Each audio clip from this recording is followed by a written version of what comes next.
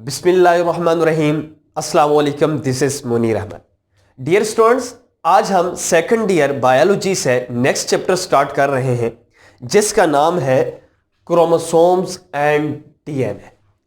Chapter के introduction से पहले डियर स्टूडेंट्स, कभी आप लोगों ने नाम सुना है डीएनए का कि डीएनए क्या है?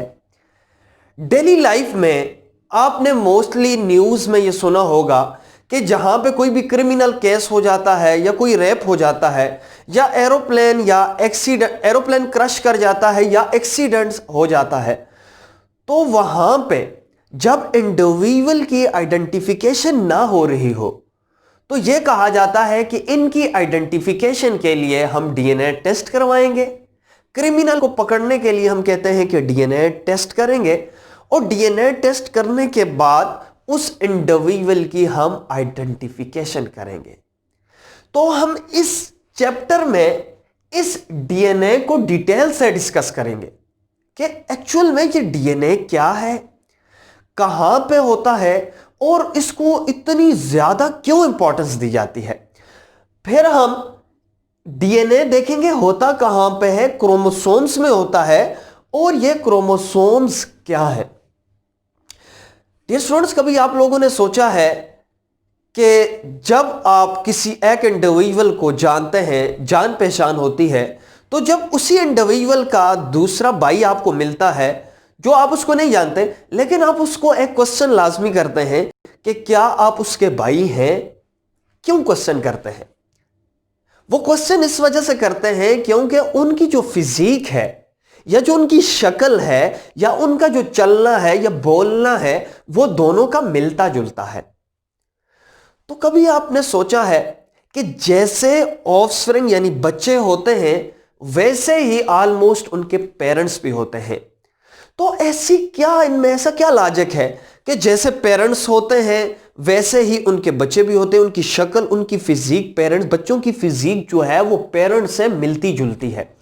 असल में इसमें लॉजिक क्या है?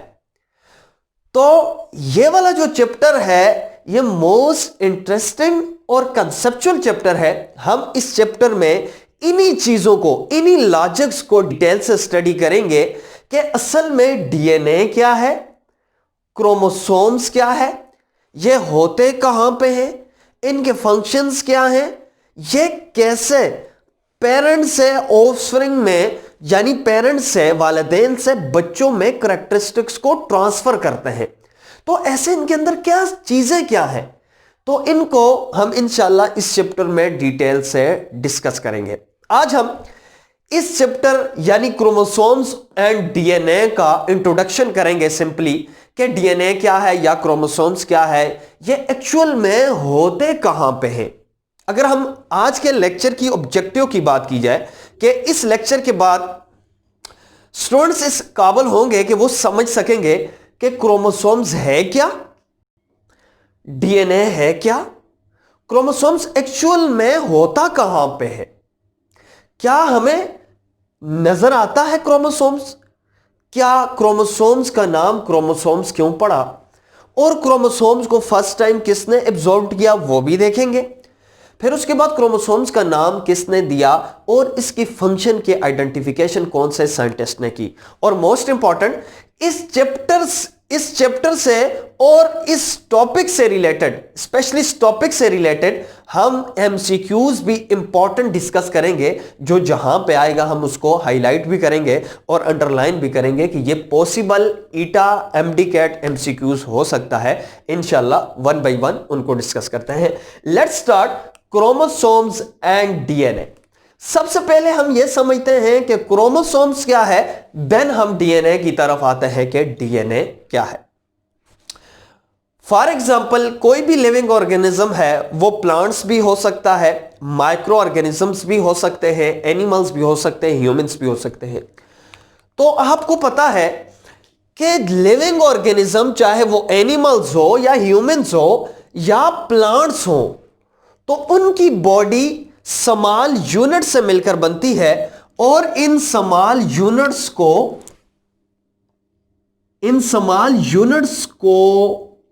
क्या कहते हैं? तो डेफिनेटली इस टाइम आपका यह आंसर होगा कि सर जो स्मॉल यूनिट है जो लिविंग ऑर्गेनिज्म की बॉडी को बनाती है, उस यूनिट को हम सेल का नाम देते हैं। सेल क्या है? Basic structural and functional unit of living organism है। फॉर एग्जाम्पल ये पूरी बॉडी किससे मिलकर बनती है? सेल से मिलकर बनती है। इसी तरह अगर प्लांट्स की बात की जाए तो प्लांट्स भी लिविंग ऑर्गेनिज्म है। तो प्लांट्स भी स्मॉल बिल्डिंग ब्लॉक्स जो माइक्रोस्कोपिक है, नेकेड आई से सेल नजर नहीं आता, तो स्मॉल बिल्डिंग ब्लॉक जो है वो क्या है? सेल है। अगर हम इसका सेल लें, यानी प्लांट का सेल लें या एनिमल का सेल लें, सेल लेने के बाद इसको मैंने यूं मैग्नीफाई किया हुआ है, तो ऑलरेडी आपको सेल की स्ट्रक्चर का पता है। ये फॉर एग्जांपल मैंने सेल की स्ट्रक्चर ड्रॉ की हुई है। तो सेल की जो आउटर मोस्ट बाउंड्री है, अगर वो एनिमल सेल है तो आउटर मोस्ट बाउंड्री जो है वो डेफिनेटली सेल मेम्ब्रेन है। अगर मैं प्लांट की सेल की बात करूं, अगर ये प्लांट की सेल को कंसीडर करूं, तो आउटर मोस्ट जो बाउंड्री है वो आपको पता है क्या है? सेल वॉल है। इस सेल मेम्ब्रेन के अंदर आपको पता है साइटोप्लाज्म है, और साइटोप्लाज्म के अंदर यूकैरियोटिक सेल में न्यूक्लियर मेम्ब्रेन होती है। ये फॉर एग्जांपल न्यूक्लियर मेम्ब्रेन है। इस न्यूक्लियर मेम्ब्रेन के अंदर अब हम अपने टॉपिक की तरफ जा रहे हैं, क्रोमोसोम्स क्या है। इस न्यूक्लियर मेम्ब्रेन के अंदर यानी न्यूक्लियस के अंदर ये थ्रेड लाइक जो मैंने रेड कलर से जाहिर किया हुआ है, ये जो थ्रेड लाइक स्ट्रक्चर्स हैं, थ्रेड कहते हैं धागा, जैसे धागा होता है। ये जो धागा नहीं, धागा नमा स्ट्रक्चर्स, जो धागे की तरह स्ट्रक्चर्स हैं, इन स्ट्रक्चर्स को क्या कहते हैं? क्रोमोसोम्स कहते हैं। सबसे पहले आपको तो यह पता होना चाहिए क्रोमोसोम्स क्या है। तो डेफिनेटली अभी आपको यह पॉइंट क्लियर हो चुका होगा कि क्रोमोसोम्स होते कहां पे हैं। जब हम प्लांट सेल लें या एनिमल सेल लें, उसके न्यूक्लियस में जो थ्रेड लाइक स्ट्रक्चर्स नजर आती हैं, अगर मैं इस थ्रेड लाइक स्ट्रक्चर्स को यूं करूं, इस थ्रेड लाइक स्ट्रक्चर्स को क्या कहते हैं? क्रोमोसोम्स कहते हैं। तो लोकेशन आपको क्लियर है। सर जो प्रोकैरियोट्स होंगे यानी बैक्टीरिया होंगे तो उनमें भी क्रोमोसोम्स होंगे, डेफिनेटली उनमें भी क्रोमोसोम्स होंगे, वो आपको पता है। इमेजिन करते हैं कि फॉर एग्जांपल ये बैक्टीरिया का सेल है, तो बैक्टीरिया प्रोकैरियोट है, बैक्टीरिया प्रोकैरियोट है, और बैक्टीरिया में आपको पता है न्यूक्लियर मेम्ब्रेन नहीं होती, लेकिन बैक्टीरिया में भी जेनेटिक मटेरियल पाया जाता है। इस जेनेटिक मटेरियल को क्या कहते हैं? क्रोमोसोम्स कह सकते हैं, जिसमें सिंगल डीएनए होता है। उस सिंगल डीएनए को हम क्रोमोसोम्स कहेंगे। अब ये जो थ्रेड लाइक स्ट्रक्चर है जो हमें सेल के न्यूक्लियस में मिली, इसको एक्चुअल में क्रोमोसोम्स का नाम दिया जाता है। ये क्रोमोसोम्स है। अब क्वेश्चन ये है कि ये क्रोमोसोम्स क्या फंक्शन परफॉर्म करता है। तो याद रखना है, इस क्रोमोसोम्स के अंदर डीएनए होता है, इस क्रोमोसोम्स के अंदर डीएनए होता है, और डीएनए के अंदर जीन्स होते हैं, और जीन्स के अंदर कैरेक्टरिस्टिक्स जो है वो होती है। फॉर एग्जांपल अगर ये क्रोमोसोम है, अगर क्रोमोसोम्स के अंदर की स्ट्रक्चर अगर मैं ड्रा करूं, फॉर एग्जांपल इसी थ्रेड लाइक स्ट्रक्चर को अगर मैं यू शेप बनाऊं क्रोमोसोम्स की, तो ये क्रोमोसोम है, ये थ्रेड लाइक स्ट्रक्चर है, इसको थोड़ा सा मैग्नीफाई किया है। तो इस क्रोमोसोम में डबल स्ट्रैंडेड स्ट्रक्चर पाई जाती है, डबल स्ट्रैंडेड स्ट्रक्चर होती है, इसको हम डीएनए कहते हैं, डीएनए कहते हैं। इस डीएनए के अंदर स्मॉल सेगमेंट्स जो होते हैं, जो स्पेसिफिक प्रॉपर्टीज रखते हैं, इनको हम जीन कहते हैं। ये इंशाल्लाह जो आइंदा के लेक्चर्स होंगे उनमें हम डीएनए और जीन को डिटेल से डिस्कस करेंगे। यहां पे सिर्फ मैं आपको एक पॉइंट बताना चाह रहा हूं कि ये जेनेटिक कैरेक्टरिस्टिक्स को कैसे कंट्रोल करता है, कैसे पेरेंट्स से ऑफस्प्रिंग में भेजता है। अब फॉर एग्जांपल ये क्या है, क्रोमोसोम है। अब ये क्रोमोसोम्स के अंदर डीएनए है और डीएनए के अंदर क्या चीज है, स्मॉल फ्रेगमेंट्स हैं जिनको हम जीन कहते हैं। अब यही जीन पेरेंट्स से ऑफस्प्रिंग में आते हैं। कैसे? फॉर एग्जांपल ये फीमेल है और ये मेल है। फीमेल की बॉडी में आपको पता है एग बनता है और जो मेल है उसकी बॉडी में स्पर्म बनता है। तो ये जीन यानी ये क्रोमोसोम्स, ये डीएनए, ये जीन इसके अंदर होगा क्योंकि ये भी सेल है, और फीमेल के अंदर भी होगा क्योंकि ये भी सेल है। जब ये दोनों फर्टिलाइज होंगे, फर्टिलाइज होने के बाद जाइगोट बनेगा। जब जाइगोट बनने के बाद इसकी डिवीजन होगी, डिवीजन होने के बाद ये बेबी यानी बच्चा बन जाएगा। तो इसकी जो कैरेक्टरिस्टिक्स हैं वो किसकी तरह होंगी? पेरेंट्स, फादर और मदर की तरह ऑलमोस्ट मिलती जुलती होंगी। तो ये कैरेक्टरिस्टिक्स यहां से बेबी में कैसे आई? क्योंकि एग के अंदर भी क्या था, एग के अंदर भी जीन्स मौजूद थे।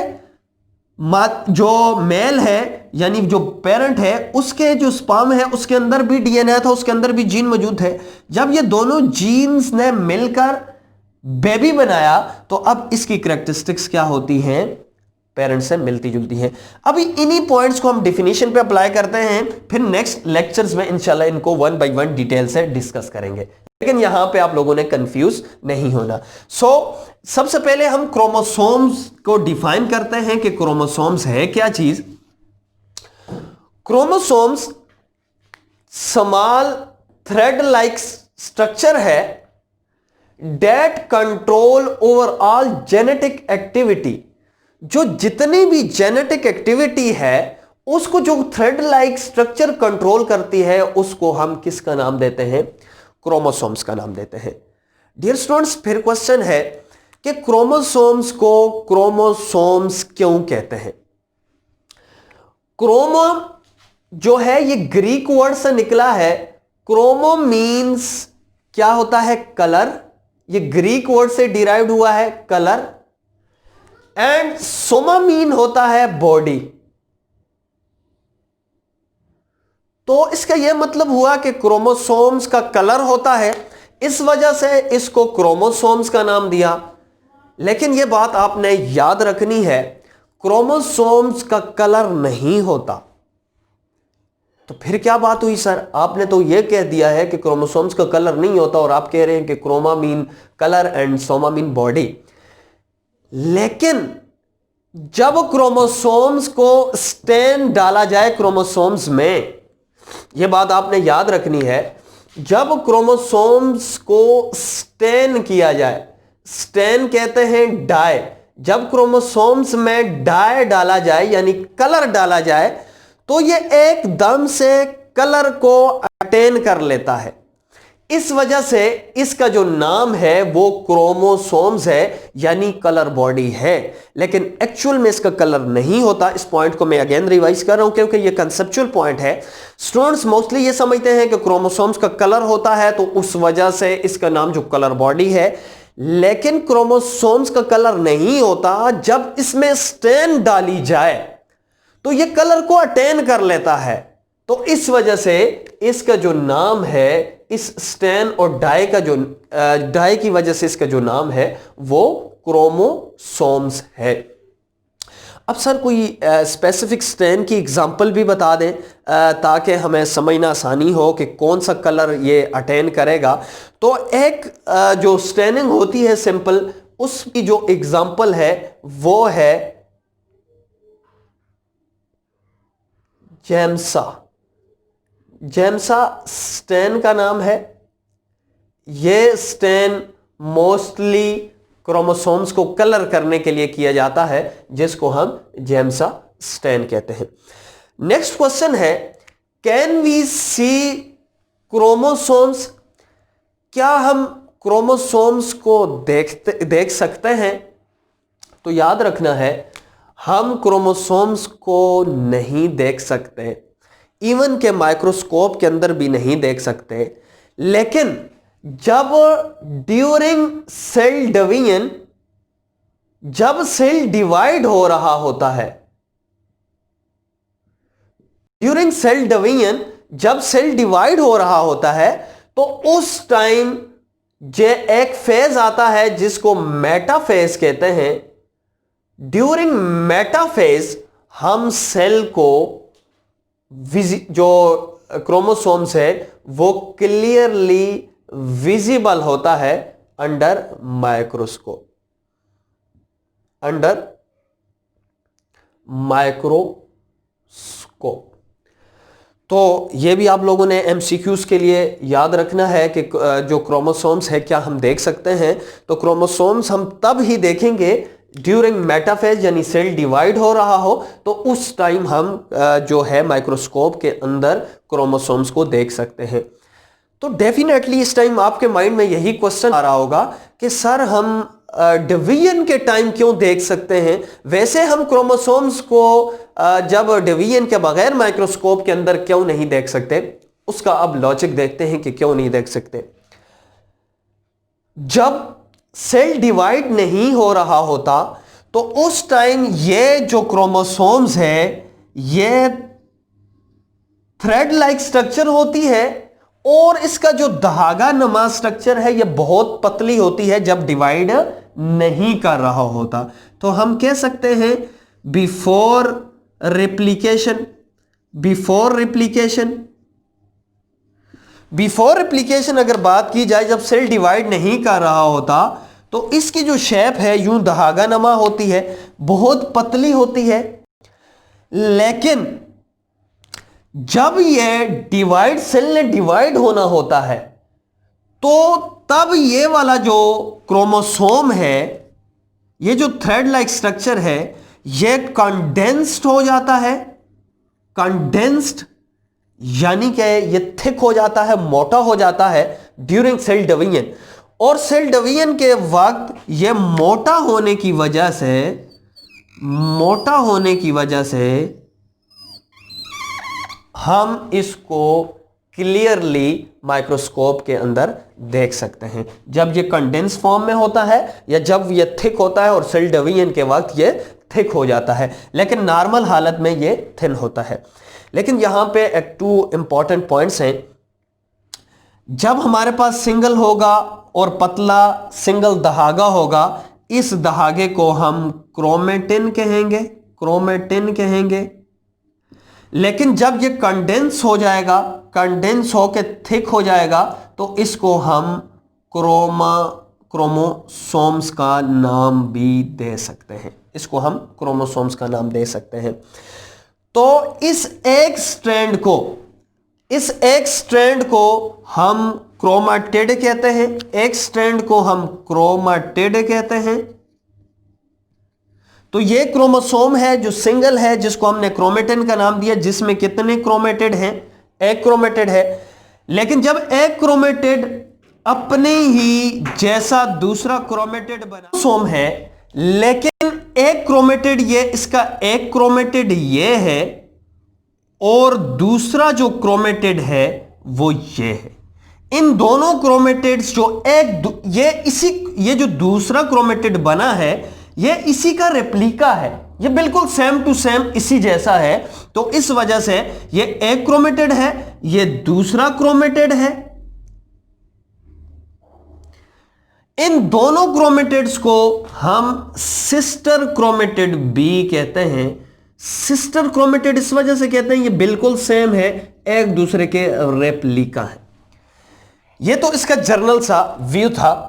अब इसके बाद इसकी हिस्ट्री की बात करते हैं कि फर्स्ट टाइम क्रोमोसोम्स को किसने देखा है और नाम जो क्रोमोसोम्स का पड़ा है वो नाम किसने दिया है, अब उसको देखते हैं।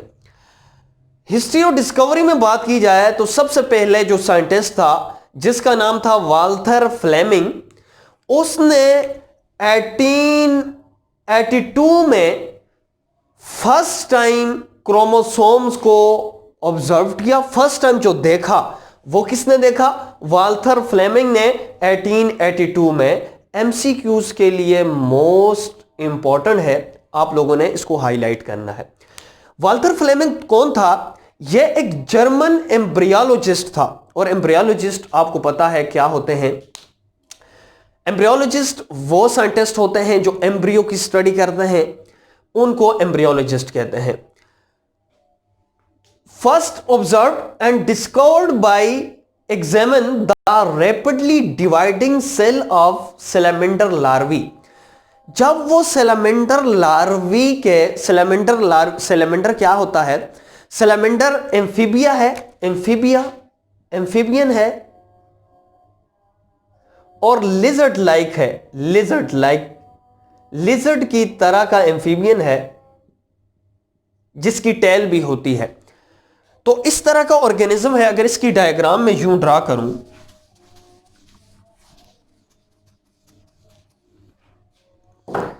ये लिजर्ड नमा ऑर्गेनिज्म है जिसकी टेल भी होती है। जब यह इसकी लार्वी स्टेजेस को स्टडी कर रहा था, इसकी डिवीजन, इसकी सेल की डिवीजन को स्टडी कर रहा था, तो उस टाइम उसने देखा कि उसे कुछ थ्रेड लाइक कलर बॉडी नजर आई। थ्रेड लाइक जो कलर बॉडी नजर आई, असल में वो कलर स्टेन की वजह से था जो उसने स्टेन डाला हुआ था। तो उसने थ्रेड लाइक स्ट्रक्चर्स को देख लिया था।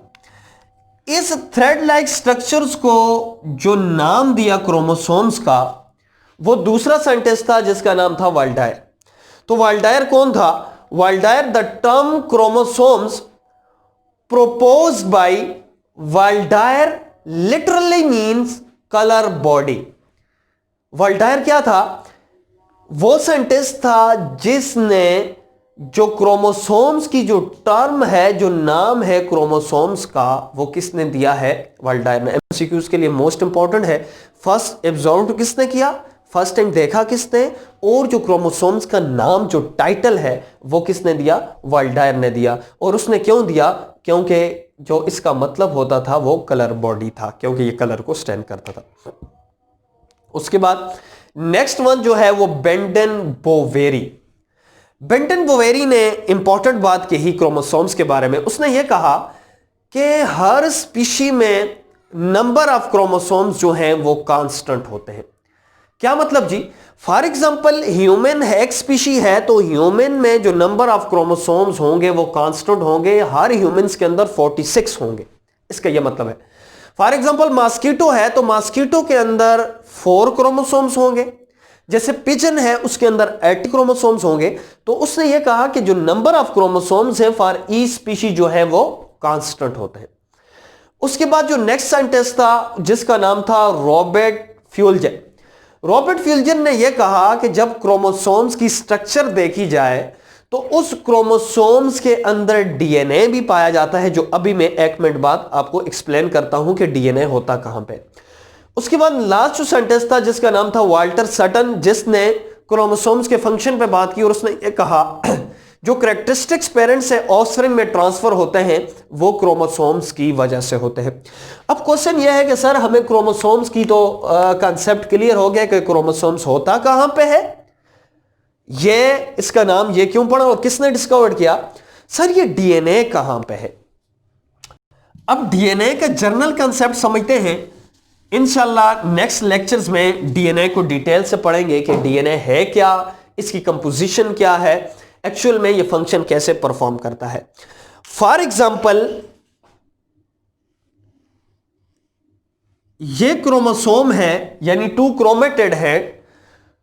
तो अगर मैं मार्कर से आपको यूं समझाऊं कि ये एक क्रोमोसोम है, ये एक क्रोमेटिड है, ये दूसरा क्रोमेटिड है। ये 2 क्रोमेटिड में से मैं सिर्फ अगर एक क्रोमेटिड की बात करूं, इस एक क्रोमेटिड की बात करूं, यानी इस एक की बात करूं, तो इसको जब मैं ओपन करूं इस एक क्रोमेटिड को, यानी जब इसको मैं ओपन करूंगा तो ओपन करने के बाद हमें यह पता चलता है कि ये जो क्रोमेटिड है असल में 2 स्ट्रैंड से मिलकर बनता है। ये 2 स्ट्रैंड से मिलकर बनता है और ये जो दो स्ट्रैंड्स हैं एक प्रोटीन्स के ऊपर लिपटी हुई होती हैं, इन ये जो दो स्ट्रैंड्स हैं जो क्रोमेटिड्स के अंदर हैं, जो एक्चुअल जब इस हालत में होते हैं तो इस प्रोटीन के ऊपर, ये प्रोटीन है, इस प्रोटीन के ऊपर लिपटे हुए होते हैं और लिपट कर क्या बनाते हैं, क्रोमेटिड बनाते हैं। जब इसको हम खोलें तो प्रोटीन सेपरेट हो जाएगी और टू स्ट्रैंड्स अलग हो जाएंगे, ये दो धागा नुमा स्ट्रक्चर अलग हो जाएंगी। इन धागा नुमा स्ट्रक्चर्स को डीएनए कहते हैं।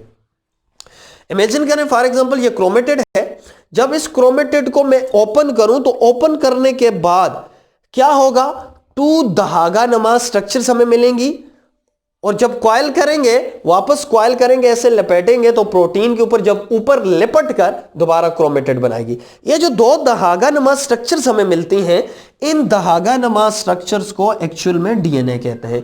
तो इसका क्या मतलब हुआ, डीएनए और प्रोटीन ही मिलकर क्रोमेटिड को बनाती है, और क्रोमेटिड क्या है, क्रोमोसोम्स है। तो क्रोमोसोम्स के अंदर धागा नुमा जो स्ट्रक्चर है उसको हम किसका नाम देते हैं, सिंपली हम डीएनए का नाम देते हैं। इंशाल्लाह जो नेक्स्ट लेक्चर है उसमें क्रोमोसोम्स की साइज की बात करेंगे कि क्रोमोसोम्स का साइज क्या है, ह्यूमंस में, प्लांट्स में इसका साइज कितना होता है, और उसके बाद हम इसके नंबर्स की बात करेंगे कि हर स्पीशी में इसके कितने नंबर्स हैं। अब हम जो आज हमने डिस्कस किया इसको जस्ट मैं रिकैप करता हूं कि क्या डिस्कस किया। सबसे पहले हमें यह पता होना चाहिए क्रोमोसोम्स क्या है। तो क्रोमोसोम्स सेल के न्यूक्लियस में जो थ्रेड लाइक स्ट्रक्चर्स है, इन थ्रेड लाइक स्ट्रक्चर्स को क्रोमोसोम्स कहते हैं, जिनका मेन फंक्शन कैरेक्टरिस्टिक्स को पेरेंट से ऑफस्प्रिंग में ट्रांसफर करना है। क्यों? क्योंकि इन्हीं क्रोमोसोम्स के अंदर डीएनए मौजूद होता है। फिर उसके बाद क्रोमोसोम्स को क्रोमोसोम्स क्यों कहते हैं, यानी एटिमोलॉजी को हमने डिस्कस किया कि ग्रीक वर्ड से डिराइव हुआ, chromo mean colour and soma mean body होता है, लेकिन एक्चुअल में इसका कलर ये स्टेन को अटेन करता है, इस वजह से इसको हम कलर बॉडी कहते हैं। तो क्या हम क्रोमोसोम्स को देख सकते हैं? तो बिल्कुल, जब सेल डिवाइड हो रहा हो मेटाफेज के दौरान हम क्रोमोसोम्स को देख सकते हैं, क्योंकि उस वक्त वो कंडेंस और थिक फॉर्म में क्रोमोसोम्स होता है। फिर हमने डिफरेंट साइंटिस्ट की बात की। वाल्टर फ्लेमिंग, जो वाल्थर फ्लेमिंग था वो साइंटिस्ट था जिसने फर्स्ट टाइम क्रोमोसोम्स को देखा। जो नाम क्रोमोसोम है वो वाल्डायर ने रखा कलर बॉडी से। बेंडन और बेवेरी ने यह कहा कि नंबर ऑफ क्रोमोसोम्स जो हैं वो कांस्टेंट होते हैं। रॉबर्ट एंड फ्यूल्जन ने यह कहा कि क्रोमोसोम्स के अंदर ही डीएनए होता है, डबल स्टैंडर्ड स्ट्रक्चर्स है। और फिर वाल्टर सटन ने कहा कि कैरेक्टरिस्टिक्स को जो पेरेंट से ऑफस्प्रिंग में ट्रांसफर करता है वो हमारे पास क्या है, क्रोमोसोम्स है। इंशाल्लाह नेक्स्ट लेक्चर में मिलते हैं, तब तक के लिए इजाजत दीजिए। अल्लाह हाफिज।